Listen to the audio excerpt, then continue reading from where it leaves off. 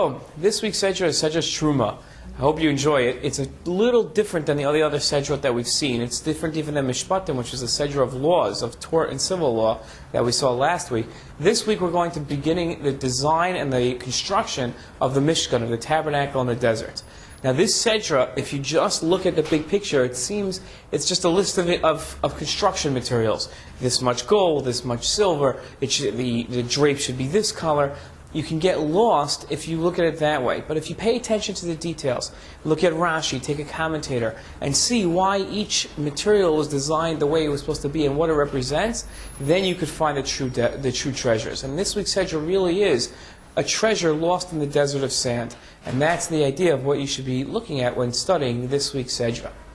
Let's look at one idea, and it's from the Ralbag. The Ralbag is a 13th century scholar, known in English as Gersonides. And Gersonides says a very interesting comment on this week's Sedra.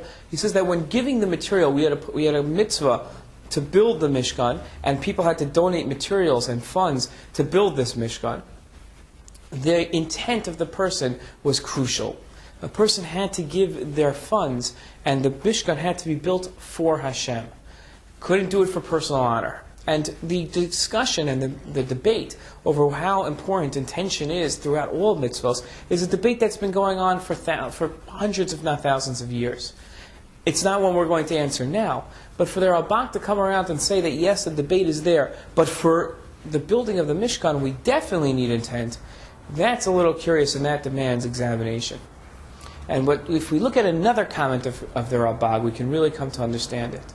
The building of the Mishkan, Hashem says, Asuli mikdash, build me a mikdash, v'shachanti b'socham, and I will dwell there. We understand that God, as a non-physical entity, the idea of Him dwelling is a metaphoric principle, an anthropomorphism, personification of God in order that we can understand Him.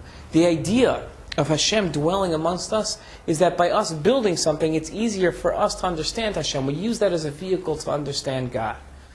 Therefore, the Ralbag says that when building this Mishkan, Hashem will dwell. You ready for this one? The reason Hashem will dwell in our midst is because we built the Mishkan.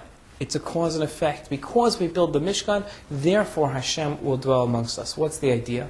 The Mishkan was the cause for Hashem dwelling with us. We had to go ahead and show that we wanted to understand Hashem, that we wanted Hashem to dwell amongst us. The desire was so crucial, that was the idea behind the entire building of the tabernacle. And therefore, the Ralbag says, when giving our funds, when building the Mishkan, when designing it, when making it beautiful, the intention is necessary. Our motivation must be for Hashem, because it's only then that the Mishkan will fulfill its purpose in causing Hashem to dwell with us.